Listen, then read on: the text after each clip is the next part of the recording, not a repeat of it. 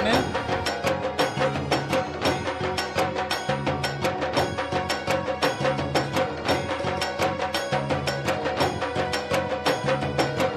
তো বন্ধু, সবাইকে শুভ ষষ্ঠী এবং আমার ভালোবাসা দিয়ে আমাদের দুর্গাপুজোর ফার্স্ট ব্লগ চালু করলাম।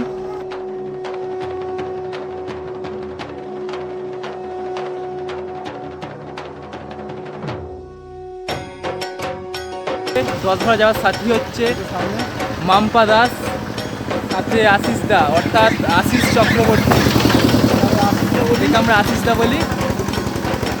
আমরা বাঙালি বস, আমাদের 12 মাসে 13 পার্বণ, আর এই 12 মাসে 13 পার্বণের মধ্যে প্রধান উৎসব আমাদের দুর্গোৎসব। তাই আজকে আমরা ষষ্ঠীর দিন বেরিয়ে পড়েছি 10 গড়া। তো ফ্রেন্ডস, এটি হচ্ছে 10 ঘোড়া যাওয়ার রাস্তা এবং 10 ঘোড়া হরিপাল থেকে 10 ঘোড়া হচ্ছে 26 কিলোমিটার।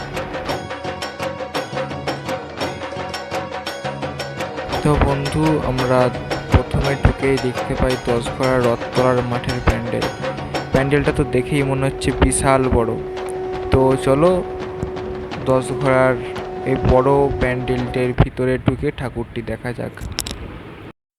তো বন্ধুরা, যারা যারা এই প্যান্ডেলটি দেখতে আসতে চাও, আমার ডেসক্রিপশানে লিংক দিয়ে দেবো, লোকেশান লিংক, সেটি দেখে চলে আসবেন। এটি হচ্ছে প্যান্ডেলটির প্রবেশ পথ। প্রবেশ করে আমরা প্রথমেই ঠাকুরটি দর্শন করি। এটি হচ্ছে বড় প্যান্ডেলটির খুব সুন্দর প্রতিমা।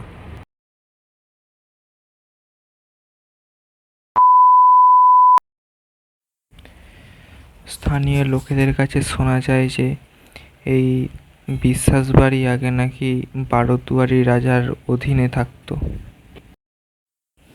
আর বন্ধু, তোমাদের বাঁদিকে যে পুকুরটি দেখতে পাচ্ছ, সেই পুকুরটির নাম হচ্ছে গোপীসাগর এবং ভিতরে গোপীনাথ জিউয়ের মন্দিরের নামকরণ অনুসারে এই পুকুরটির নাম হয় গোপীসাগর। এটি হচ্ছে বৈঠকখানা এবং স্থানীয় লোকের মুখে শোনা যায় এটি সাগর নামেও পরিচিত। এটি হচ্ছে নহবতখানা।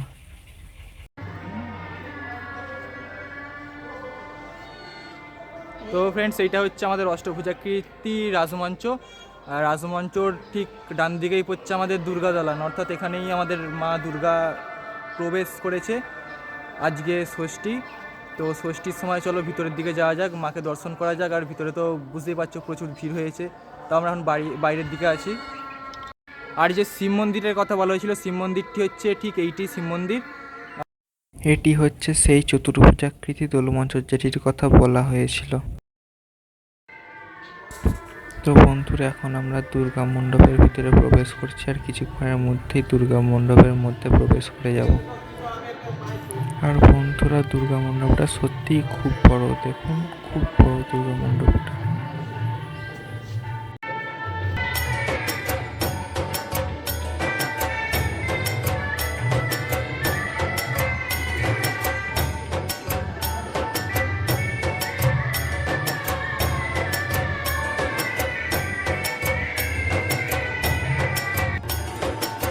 দুর্গা প্রতিমাটা যদি ভালো করে আপনার লক্ষ্য করেন, দুর্গা প্রতিমাটি 4টে হাত নিয়ে মণ্ডপে বিরাজমান হয়ে আছে।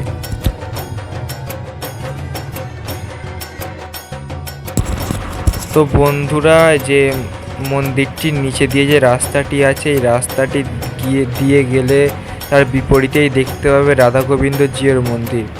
কিন্তু এই পুজোর সময় রাধা গোবিন্দ জিউর মন্দিরটা এখন চাবি দেওয়া আছে, তবুও যতটা দেখানোর আমরা দেখানোর চেষ্টা করছি। তালা বন্ধ, ভিতরে কাউকে প্রবেশ করতে দিচ্ছে না। তো তোমরাও একটু দেখে নাও, তালাটা বন্ধ আছে, তবুও মন্দিরটা এখান থেকে দেখা যাচ্ছে অল্প। আশা করছি 5টা 5:30টার পর বা 4টের পর খুলে যাবে। তো হ্যাঁ, তো মন্দিরটা দেখে নাও একবার। এটি হচ্ছে সেই রাধা গোবিন্দ জিউ মন্দির। রাধা গোবিন্দ জিউ মন্দিরে বুঝতেই পারছো অনেক টেরাকোটার কাজ আছে। টেরাকোটার কাজের তো বুঝতেই পারছো মোটামুটি এটা 300 থেকে 350 বছর আগেকার মন্দির।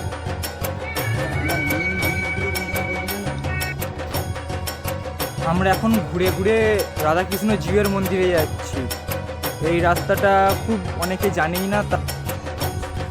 আমরা এখন রাধাকৃষ্ণ জিউয়ের মন্দিরে চলে এসেছি এবং রাধাকৃষ্ণ জিউয়ের মন্দিরে টেরাকোটার কাজগুলো দেখাই আপনাদেরকে। টেরাকোটার কাজগুলো একবার দেখো।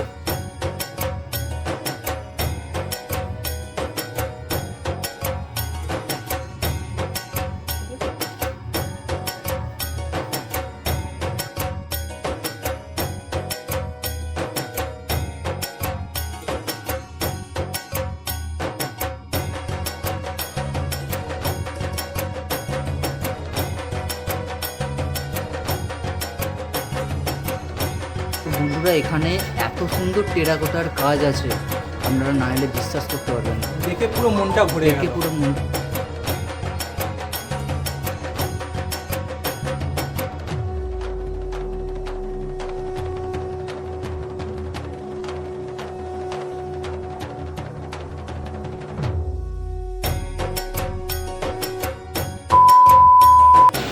বর্তমানে আমরা এই যে 10 ঘোড়া গেলাম আমাদের জীবিত কাজে, সেই 10 ঘোড়া গিয়ে আমরা একটা মনোরম পরিবেশ দেখলাম। গরমে গেছি, ষষ্ঠীর সকাল বেরিয়েছি, ঘেমেছি, ঠিক আছে, বাট একটা মজা হয়েছে। বাট এই যে 10 ঘোড়ার ইতিহাস সম্পর্কে কিছু কিছু জানিস? জেনে থাকলে আমাকে বল, আমি অবশ্যই শুনতে রাজি। অবশ্যই তোমাকে শোনাচ্ছি।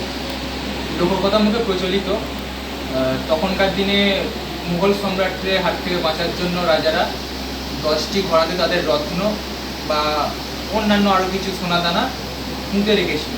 ঠিক আছে, ওই পুঁতে রাখার পর থেকেই ওই জায়গাটার নাম হয়ে যায় 10 ঘোড়া। Okay.